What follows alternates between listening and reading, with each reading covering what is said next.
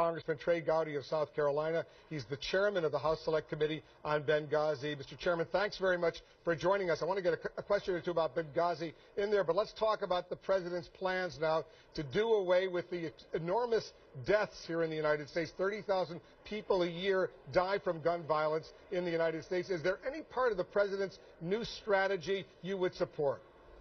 Sure.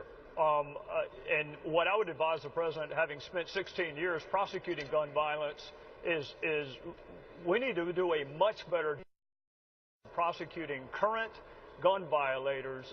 Wolf, gun prosecutions are down over the past 10 years. If you look at the current background check denials, in 2012, the last numbers I saw were 80,000 background check denials. Out of those 80,000, there were less than 500 prosecutions.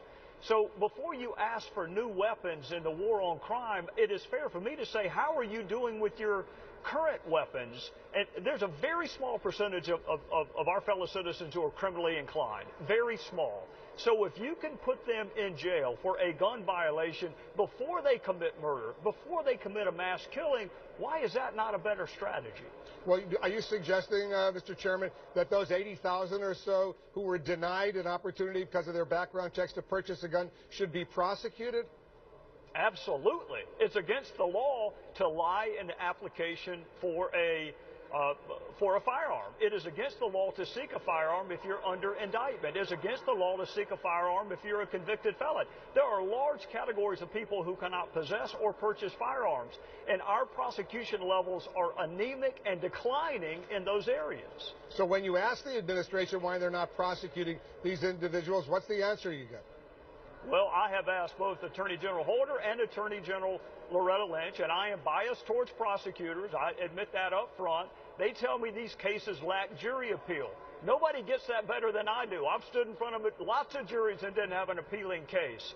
Murder is appealing to a jury, but your objective is to prevent the murder. So you have to prosecute them for that fundamental violation, whether it be a background check, whether it be a felon in possession, whether it be you've been court-martialed and you're in possession of a firearm. All those categories are prohibited persons. Wolf, you probably know this. If you're not in the country legally, you can't possess a firearm. If you've overstayed a visa, you can't possess a firearm. So what are you doing with the current laws before you tell me we need more of them?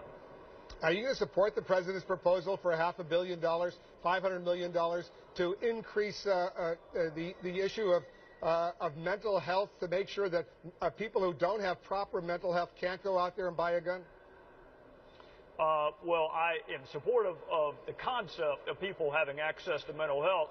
You don't know this, Wolf, and there's no reason for you to know this, but I had a gun pulled on me outside of church a couple of years ago by a woman who was adjudicated unfit to stand trial. She was criminally irresponsible.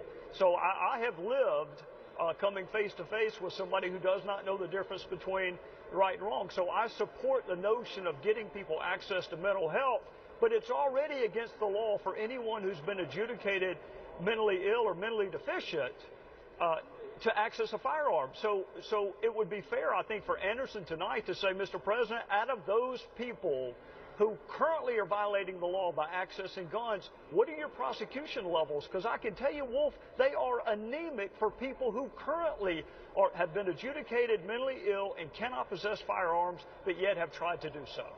Let me quickly get your thoughts on your investigation into what happened in Benghazi, Libya. All of us remember the 11 hours of testimony that Hillary Clinton, the former Secretary of State, provided in open session. You're now having these closed-door meetings with others who were involved. The former CIA Director, General Petraeus, testified yesterday. Leon Panetta, the former Defense Secretary, will testify tomorrow. Are you making any headway? Are you learning new information about what may have happened?